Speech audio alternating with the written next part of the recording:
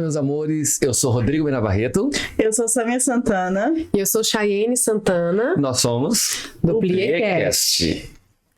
Gente, hoje nós estamos aqui com uma convidada super especial. Muitíssimo especial, né, Samia? A gente já ouviu falar, acompanhou o trabalho dela muitinho de perto, assim, por muito tempo. Recebemos aqui uma sapateadora que está em Brasília há muitos anos, fazendo um trabalho incrível com a sua arte, nascida em 8 de agosto de 72, em Belo Horizonte, filha de Márcio de Castro e Marilda Lenze Castro, educadora física, educadora corporativa, hoje trabalha com desenvolvimento de lideranças e segue empreendendo com a escola de sapateado. Adora pintar, seu apelido para os íntimos e amigos do coração é Ju, pós-graduada na UNB e sua modalidade de dança favorita é sapateado. Tem como frase de vida a seguinte: se você quer transformar o mundo, mexa primeiro o seu interior. Dalai Lama e seu ídolo Gregory Hines. Bem-vinda, Juliana. Bem-vinda, Ju! Olá, um prazer estar aqui. Obrigada pelo convite. Que bom. Ju, vamos já começar assim falando da sua vida. Lá atrás, quando você começou a dançar, com quantos anos? Como é que foi isso? Eu tinha 8 anos na Lúcia Toller, porque eu tinha uma deficiência na perna. Eu tinha 8 milímetros de uma perna mais curta que a outra. E foi no balé? E foi no balé. Que legal! Que maravilha! Minha carreira começou em Brasília, acredito. E quando que o sapateado entrou ali, fez a virada da chave em você? Então, eu voltei a morar no Rio, e aí na academia que eu fui fazer balé, tinha balé, jazz e sapateado, e eu sou muito agitada. E aí eu falei, mãe, tem uma dança que faz uma percussão, eu acho incrível, eu vejo aquelas pessoas tão felizes, mãe, e eu tô de coque, mãe, eu queria experimentar o que são essas outras coisas, essas outras danças. E aí, naquela época, eu fiz balé, jazz e sapateado. Que maravilha. Isso eu devia ter os meus 9, 10 anos, quando eu voltei pro Rio. Quando é que firmou o sapateado, assim? Tipo, é isso? É isso que você quer. Cara, na primeira aula. Foi mesmo? Ele é incrível. Eu tive a paixão, a primeira batida, toque no chão. O Joel era um professor incrível. Ele tinha um carisma, um senso de pertencimento. Ele envolvia a gente de uma maneira. E ele falava... E ele era baterista também e dançava dança flamenca. Então ele trazia para a aula dele uma dinâmica muito própria. E lá no Rio a gente tinha a oportunidade de se profissionalizar. Ele oferecia um curso de 6 anos de sapateado. E eu pude fazer 5 dos 6 anos que ele ofereceu. Meu pai foi transferido e eu cheguei para ele, eu até me arrepio, eu falei, Joel, eu vou embora e eu não vou fazer o último ano, que é o ano que permite que a gente possa dar aula. Imagina, era uma pirralha, eu tinha 14 anos. Né? Aí eu falei, minha mãe não vai deixar eu ficar morando no Rio sozinha, não tem a menor chance. Aí ele falou assim, mas qual é o seu problema? Eu falei, eu quero fazer o 6º ano. Ele falou assim, mas você pode passar a tarde inteira comigo? Eu falei, não sei, mas eu vou responder que posso.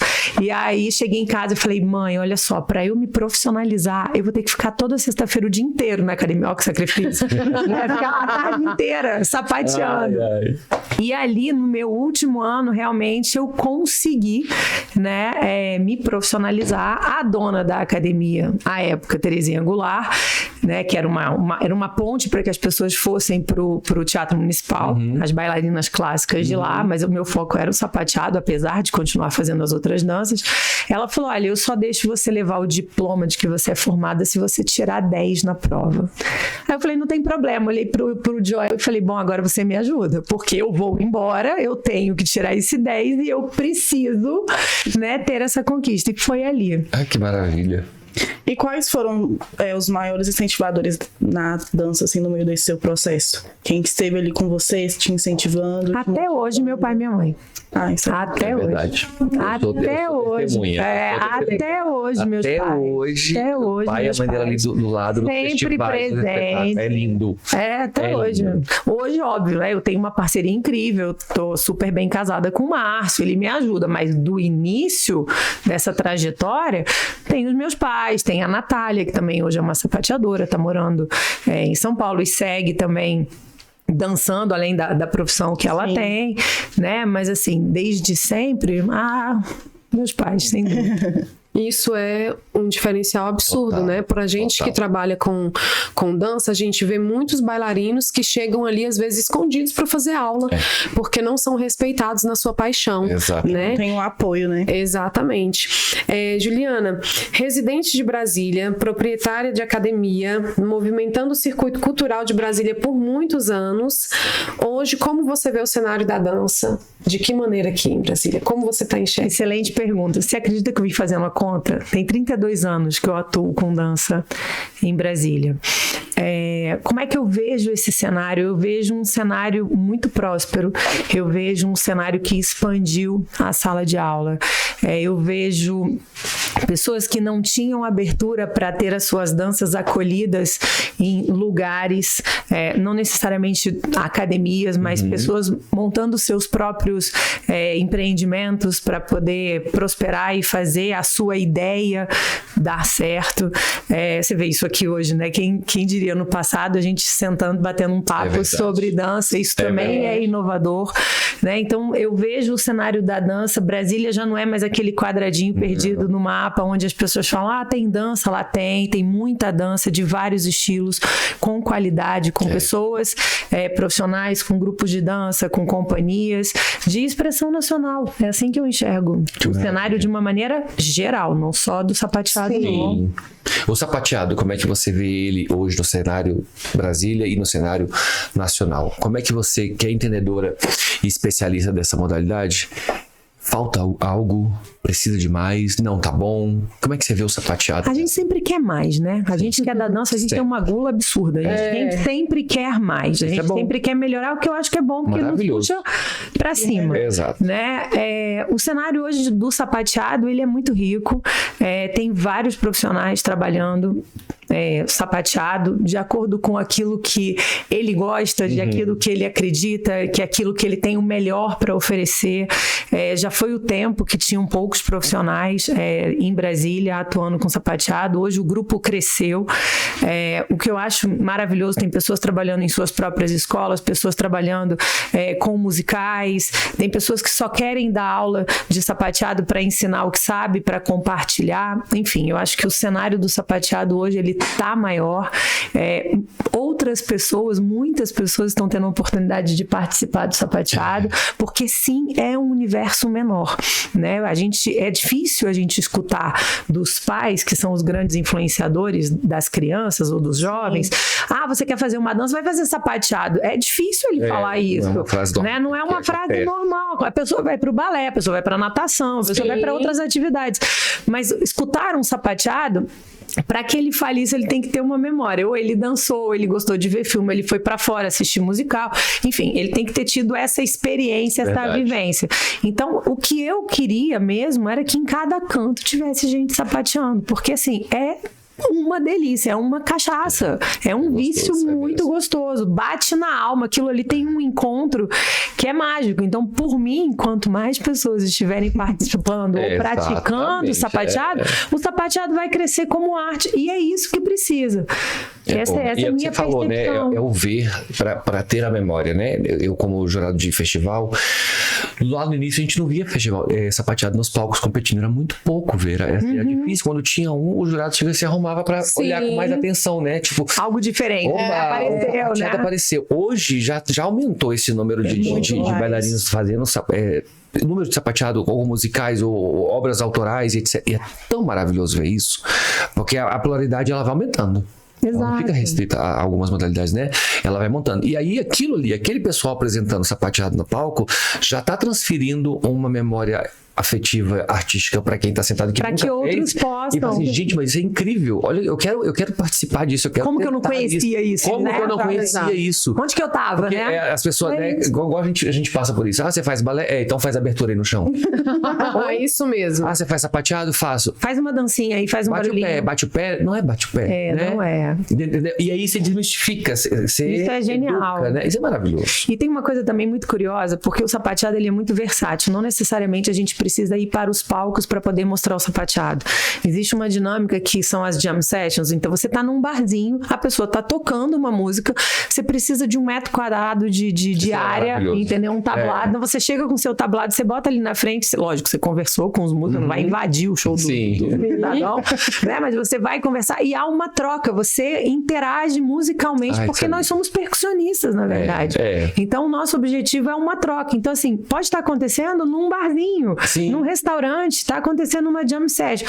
Não necessariamente uma batalha, mas é simplesmente uma apresentação, uma conversa de músicos. Só que a nossa percussão é um corpo que se move. Então, você tem uma plasticidade ainda muito mais interessante de se promover, né? De se mostrar. Já queremos fazer sapatear. Amanhã, sabadão, tem aula. Já queremos viver essa experiência. Que delícia. Serão bem-vindos. Quer perguntar, Sâmia? Quero, eu tô olhando aqui umas... Então, quando você olha, eu vou perguntar aqui, que eu já tô querendo saber endereço, já quero saber...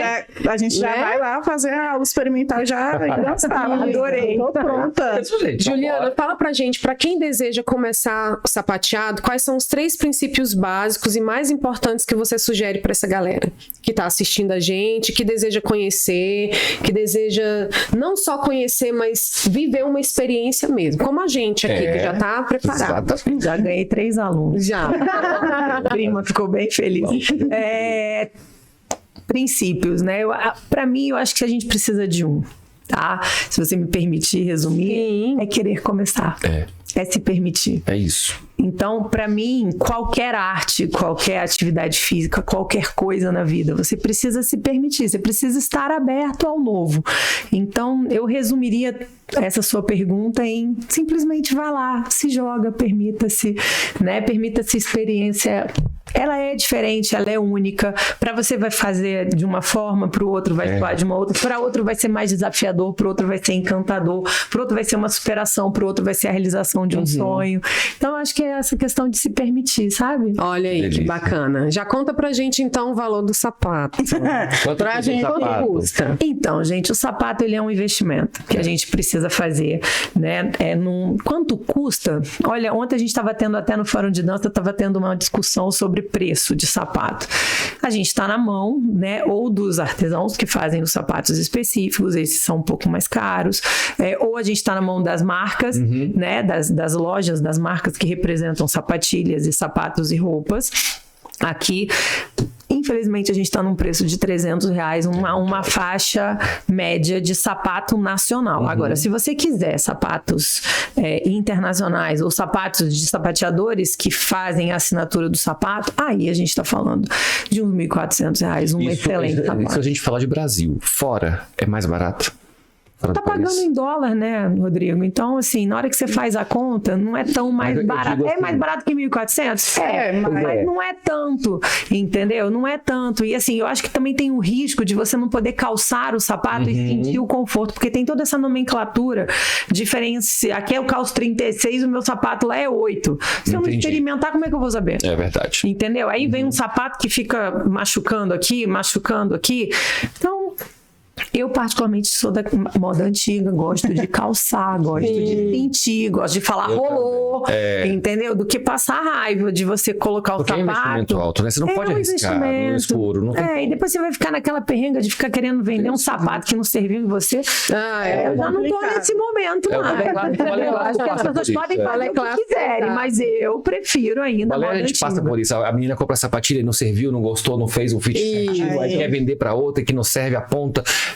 Eu ganhei uma sapatilha linda da Capese quando meu pai foi fazer um curso fora. Ele trouxe lindo. Gente, aquilo ali fritou meu pé. Foi inesquecível aquele momento. Terror e pânico, porque eu botava assim, tinha na carne, que eu falava assim, pai, a sapatilha é linda, mas ela é difícil, entendeu? De administrar. E tava ali um investimento feito. Então eu trouxe essa experiência pro sapato de valer a pena. Bacana. Experimentar. E aí a gente comprou o nosso sapato, fez a aula já tá tudo certo. Quanto tempo a gente teria teria ali para poder se profissionalizar? Você falou que o seu período ali, você fez os seus 5 anos, cursou o curso em específico lá, né? Seriam 6, mas qual seria o prazo, assim, hoje de eu quero me formar nisso, eu quero praticar e me profissionalizar? Seria mais ou menos quanto tempo, onde, né, a gente consegue fazer esse trabalho de ir lá, fazer essa aula e já botar para quebrar? Essa pergunta ela é bem capciosa, porque uma coisa é a gente estar apto para dançar. Na primeira aula você já começa a dançar. Então a gente já tira uma ansiedade, fala, nossa, mas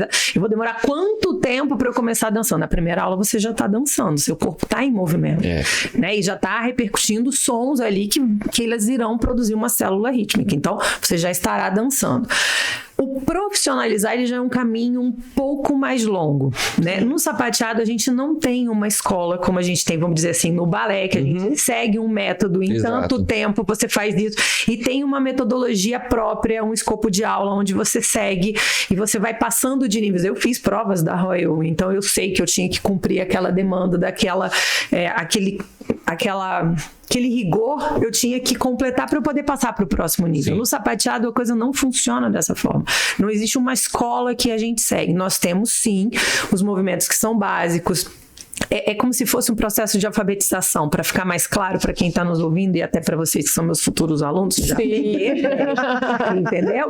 Que é o seguinte, a gente precisa ser alfabetizado ritmicamente. Então, como é que eu vou bater o meu pé e quais são as formas que eu posso bater o meu pé que vão produzir um som? Depois 2, depois 3, depois sequências rítmicas, passos pré-estabelecidos, mesmo que a gente fala tem plié, tem sauté, tem relevé, tem pas de chat, a gente tem passos no sapateado também, com nomenclatura em inglês, e eles têm uma composição rítmica, uma quantidade de movimentos que, ao serem somados, ecoam uma quantidade de batidas, de levadas, de grooves que a gente pode fazer no nosso pé. Então tudo isso é conhecimento. Eu falo que sapateado, ele tem uma conexão de dança, movimento e música. Essas duas linhas dos saberes, elas estão conectadas. Então também vai depender da sua possibilidade de estudar mais esse corpo que se movimenta, né, com essa teoria musical. Obviamente que as pessoas perguntam para mim, mas eu preciso ter uma experiência de dança, já ter dançado algo para fazer sapateado? Eu falo não, mas se você já chega com uma bagagem, vai ser lindo também, vai ser mais rico, vai facilitar. Você ensinar uma pessoa a girar, por exemplo, que nunca teve uma base de nenhuma outra dança, para ela vai ser mais desafiador, concorda? Se ela já tem uma base, na hora que você fala, vou fazer esse passo, e esse passo te dá a possibilidade de girar ou não, se ele já domina o giro, eu já tenho um percentual, já ganho. Eu não preciso gastar o meu tempo ensinando ele a girar, ponto, equilíbrio, etc. Então, essas coisas vão fazendo a diferença na bagagem, respondendo a sua pergunta, no tempo que ele vai levar para ele se profissionalizar. Sim. Porque tem a beleza plástica, a estética do que se faz. Sim. É porque não tem uma receita formuladinha para todo mundo igual, né? Cada bailarino que chega tem algo a acrescentar que pode encurtar o seu processo de profissionalização ou um pouquinho mais calmo, né? E aí a gente vai entendendo, porque no balé clássico é a mesma coisa. Mesmo que o aluno siga os métodos e os anos do Wagner ou da Royal, ele pode pular alguns anos, né? Porque ele tem talento, ou pode segurar um aninho e não se fala de reprovar, né? Segura um tempinho mais para ele poder adquirir. Então não tem uma fórmula perfeita, né? É muito do aluno. E aí entra a gente como professor de estar ali impulsionando, né? Injetando o ânimo naquela pessoa para que ela não desista. Eu fiz em Nova York 2 aulas de sapateada a primeira vez que eu fui. É muito difícil. Você tem que pensar muito, tem que raciocinar muito. Mas eu falo muito. Ele fala isso como se a sequência dele fosse super tranquila. Mas eu falo que é muito difícil, não é porque é ruim, não. Mas assim, porque primeiro me causou um choque corporal, né? Você está acostumado a pisar no relevé macio, né? E não pode fazer barulho ao soltar. E de repente eu estava com um sapato emprestado da pessoa lá do estúdio e a professora era na barra. Aí você já tem um ambiente gostoso. Opa, tô na barra. Aí já relaxei um pouquinho, né? E aí foi sequências com a meia ponta. E não é meia ponta, ela usou o termo, né? Que bate a meia ponta do pé direitinho. E essa 1 hora, aí eu fui relaxando, eu fui entendendo o processo. Mas você pensa muito, você raciocina muito. Não é aquilo que eu pensava. Não, gente, ela faz e você reproduz. Não. É o que você acabou. acabou de falar, tem uma sequência muito bem formulada de ritmo. Tem uma organização corporal. Você vai emitir um som com o seu corpo. E para isso existe técnica. Muita técnica. É um processo de consciência corporal. Exato. Eu concordo com você que rola esse momento de muito pensamento. Mas passa. E aí você vai concordo. Mas a coisa também flui, sabe, Rodrigo? A coisa flui. Então, como a gente está ensinando, por exemplo, vocês são adultos, vocês vão aparecer lá na primeira aula de sapateado. Óbvio que a linguagem que eu vou usar para envolvê-los, para que vocês consigam executar um movimento corporal emitindo o som que precisa ser feito, já que é uma dança percussiva, eu vou trazer elementos, vou trazer analogias para envolvê-los, para que vocês consigam fazer, né? Para quê? Para a gente se conscientizar desse movimento que a gente precisa quando a gente entra numa sala de sapateado. E é isso que me encanta na dança. Eu que tive a oportunidade de vivenciar várias modalidades, você entra numa aula de balé, não é só botar a roupa de balé, você já se sente uma bailarina clássica, primeira dama. Mas na hora que você... Mas não é só isso. Não adianta. Você precisa ter uma consciência corporal que a aula de balé vai exigir. Você entra numa aula de jazz, você já mudou a roupa, já mudou o cabelo, você já está numa outra pegada, tá falando diferente. Mas também não é só isso. Você também precisa entender o que está acontecendo, o que seu corpo vai oferecer. Você entra numa dança de salão, já tem o outro cidadão. Aí você tem o abraço, tem que caber dentro do abraço, você tem a condução. Já é uma outra perspectiva. Você já não manda em você. Você tem que obedecer o corpo do outro, ou assim, para ficar bonito, você tem que ter uma sintonia corporal se mexendo ali. Mas é uma outra exigência do seu corpo. O sapateado, primeira coisa que a gente fala, olha, aqui é dança e música. A pessoa fala, ótimo, é 2 em 1. Eu falo, ainda tem o inglês ainda que você ganha de combo, porque os nomes são em inglês. Então, tudo vai exigir de você o quê? Uma flexibilidade, uma adaptabilidade para você poder se enquadrar dentro daquilo que você está se propondo. E essa é a magia da dança. Tem espaço para todo mundo, fora que eu não falei de um monte de outras danças, de um monte de outras artes, mas a todas elas se aplicam. É porque eu realmente passei por essas, por isso que eu falei dessa. E é altamente contagiante, né? Porque eu lembro de eu sair da primeira aula e eu fui pro Ticket comprar um ingresso pro musical. E eu tava assim parado pensando, e quando eu percebi, eu tava com o pé batendo. O pé ficou nervoso. E tava ali no mesmo esquema da aula. E eu achei isso tão maravilhoso, porque a gente do balé, a gente tá sempre com a postura, né? E a gente não faz aqui, a gente faz ali, né?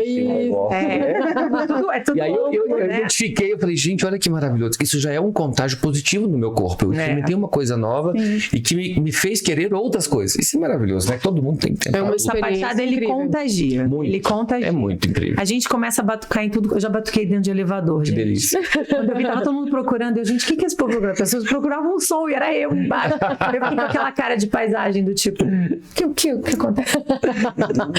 Que bacana, né?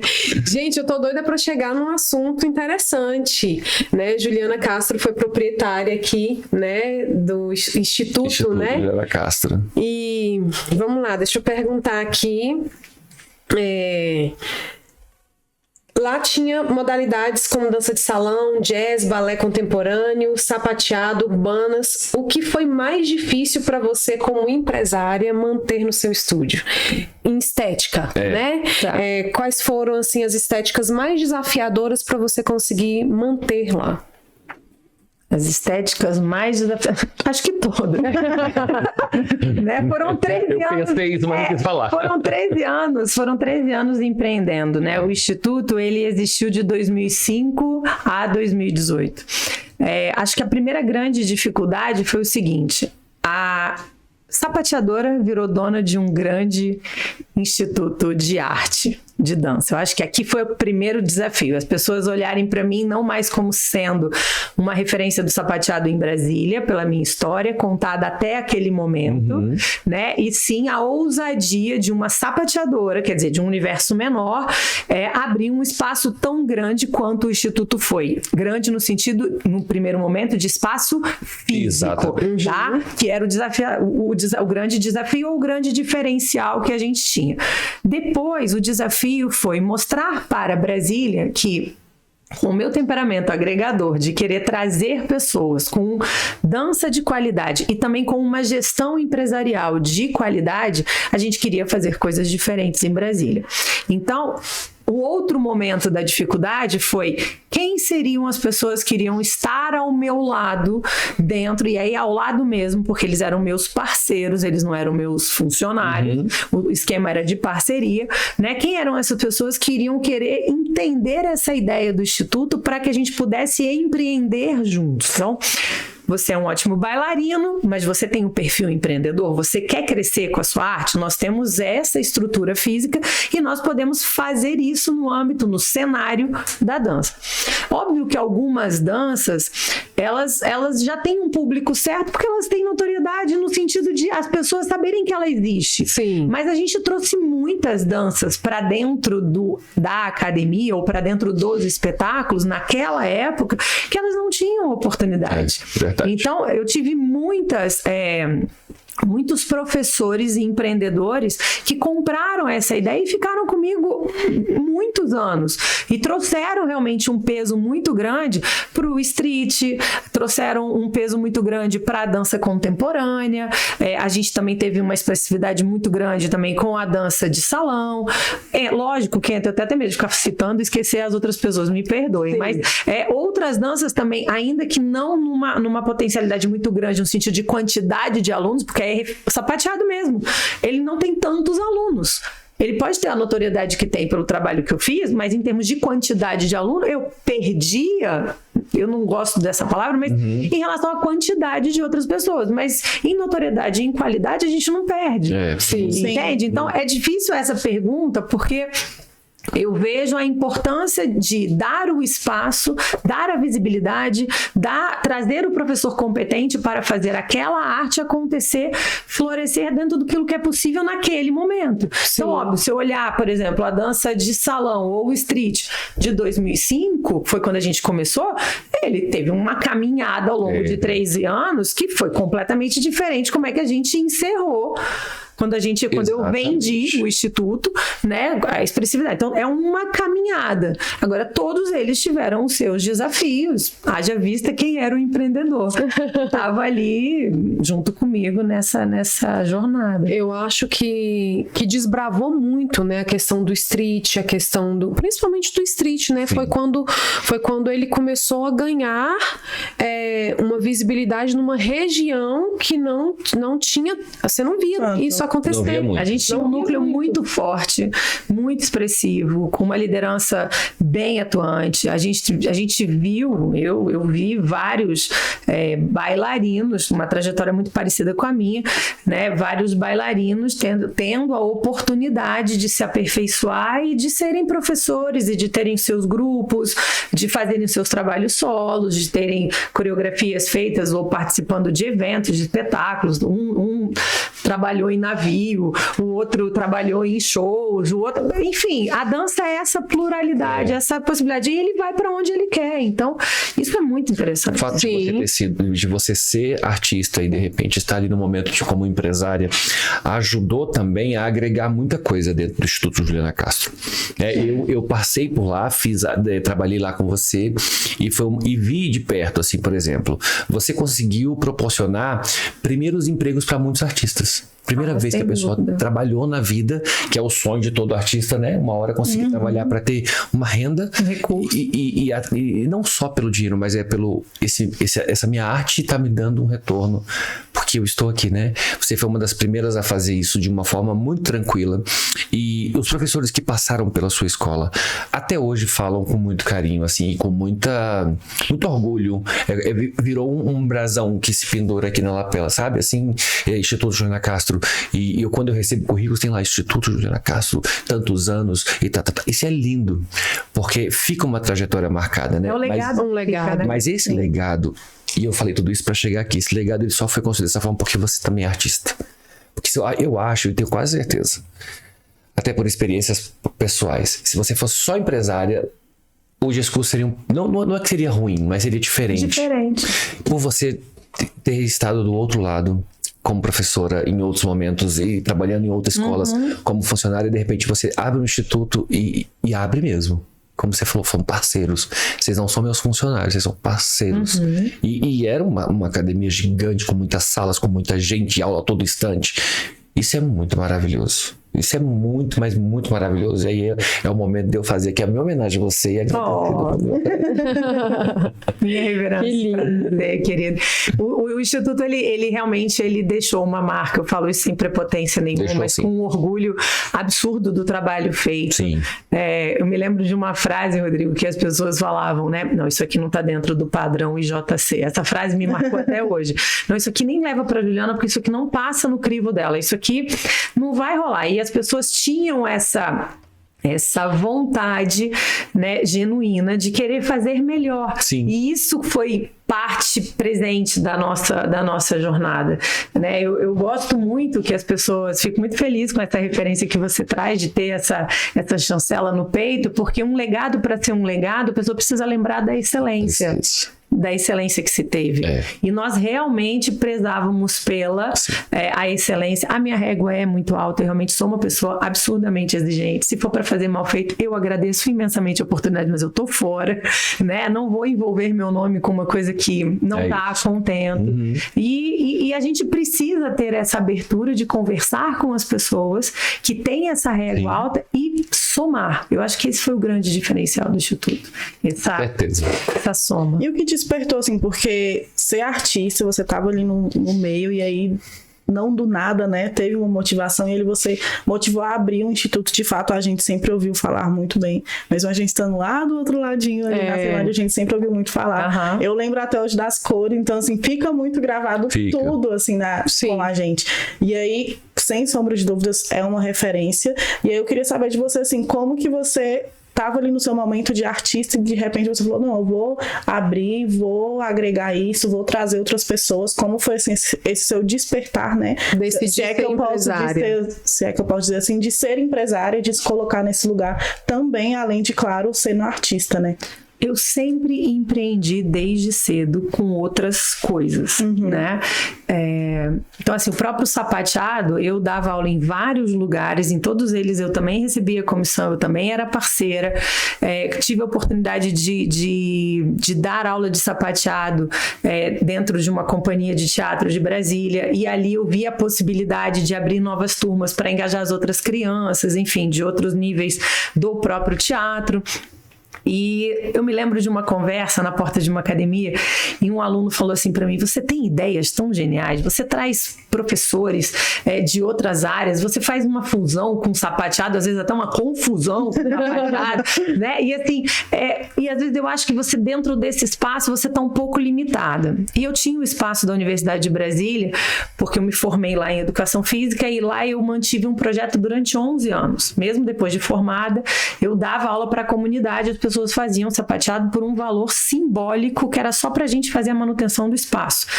E ali eu comecei a empreender.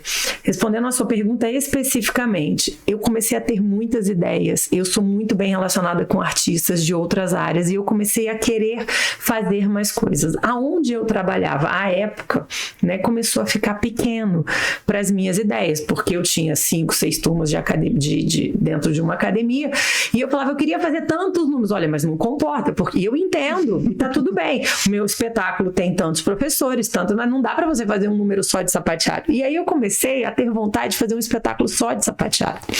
Eu tinha alunos, eu cheguei a ter 300 alunos, olha que loucura. 300 alunos de sapateado em Brasília, isso em 2003, somando as crianças do projeto da UNB e das academias que eu dava aula à época. E eu falei, gente, eu acho que eu vou ter que voar, eu vou ter que fazer uma carreira solo, porque assim, 300 pessoas sobre a minha batuta, sobre a minha responsabilidade, já dá um número legal. E aí foi quando eu tive a ideia de montar, antes do Instituto, eu tive a Escola de Sapateado Juliana Castro, em parceria com uma outra academia, né? E ali eu fomentei, eu fiz o meu primeiro espetáculo do jeito que eu queria, fazendo a fusão do sapateado com ritmos brasileiros, com percussionista, a gente fez um estudo fantástico, foi assim, inovador. Brasília não tinha recebido ainda um espetáculo só de sapateado.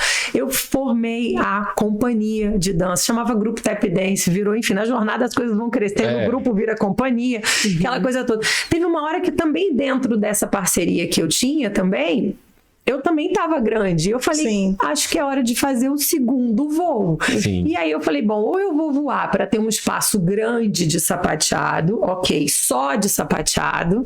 Aí eu olhava para os amigos do lado, assim. Aí eu falava assim, poxa, mas é tão legal ter fulano trabalhando.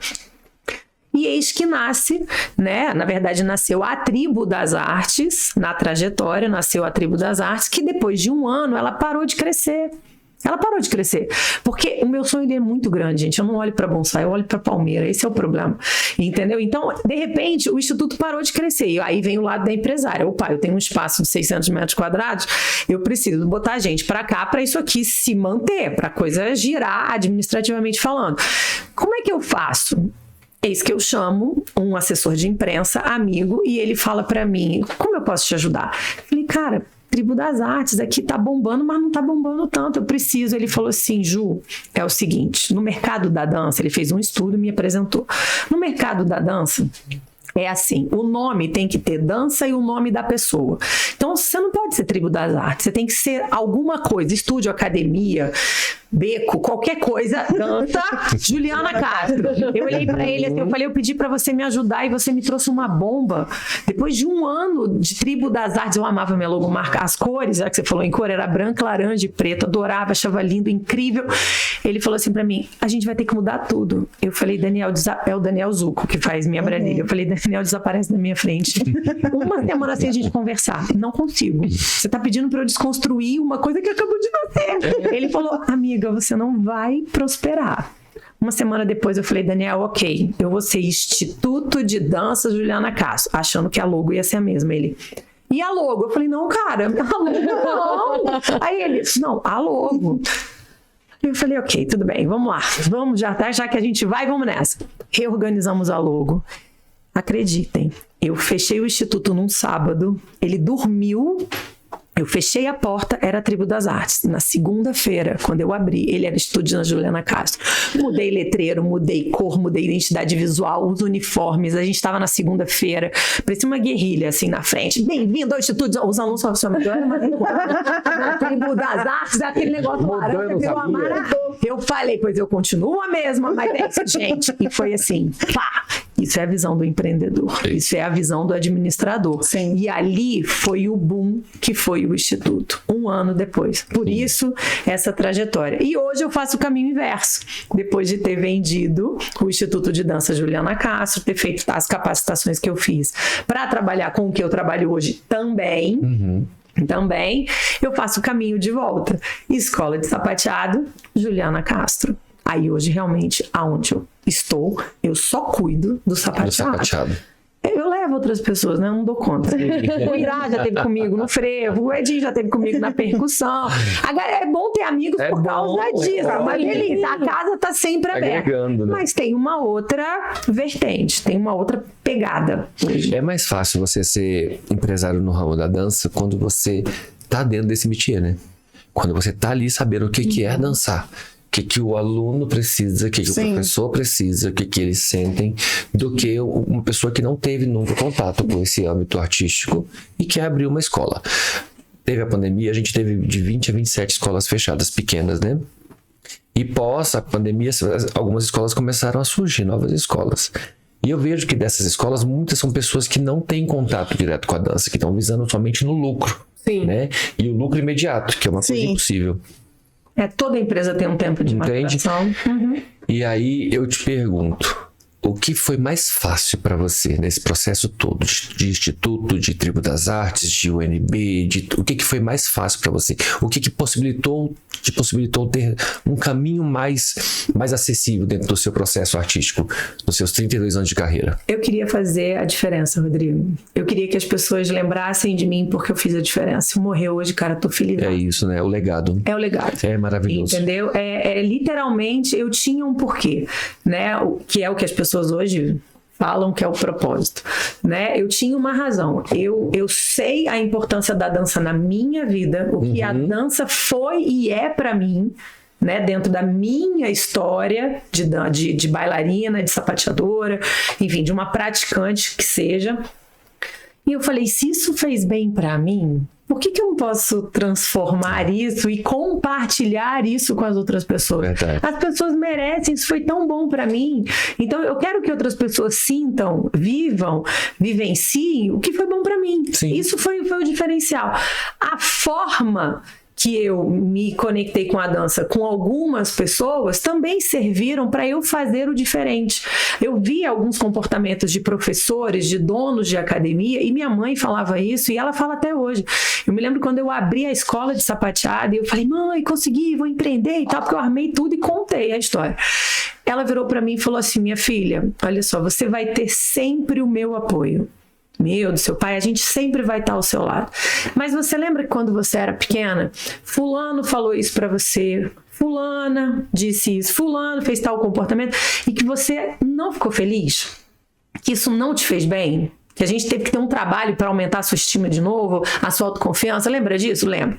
Então não faça a mesma coisa que eles, porque o dia que você fizer, a ameaça de mãe é dureza, né? O dia que você fizer, você não vai ter mais o meu apoio.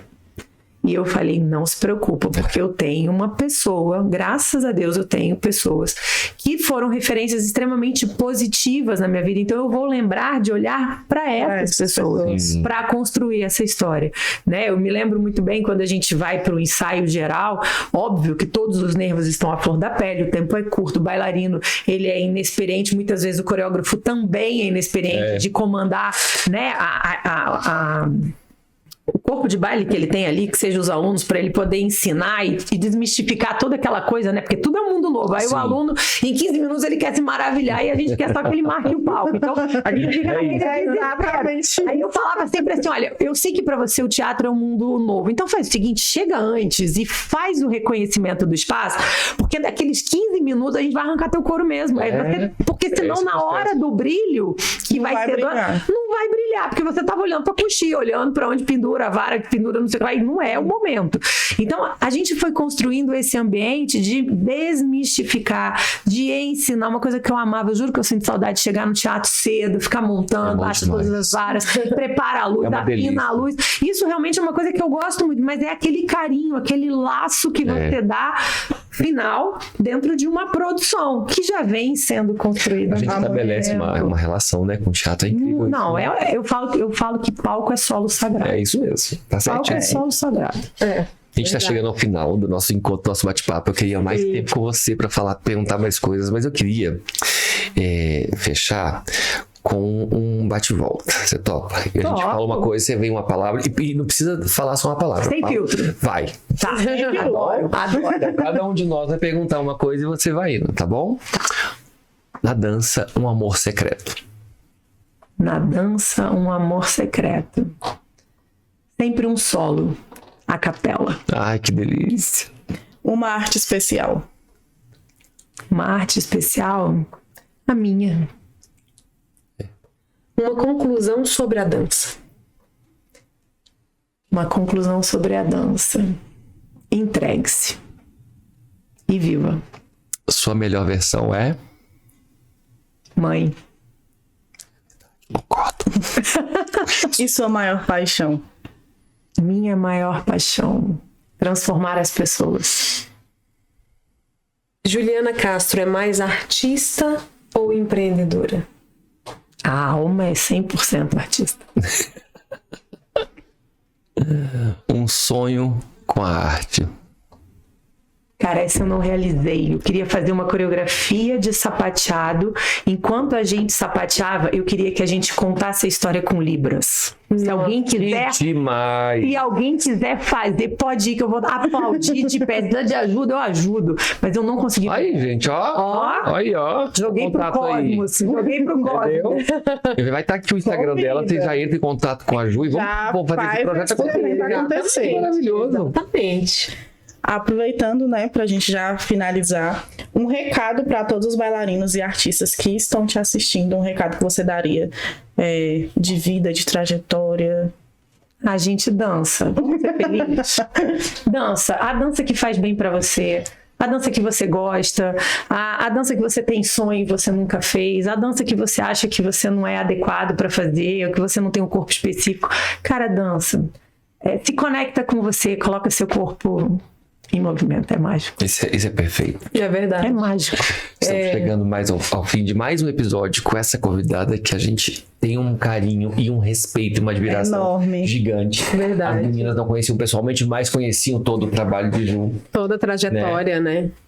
E assim, um privilégio, né, que você todo nosso ter compartilhado com a gente muitos detalhes aí, né, sobre a sua cabeça tão pensante, e mais do que isso, né, um presente pra gente por ter contato com uma pessoa que lá atrás já desbravava, acreditando tanto que princípios e esse coração tão grande pudesse fazer a diferença na vida de muitos artistas.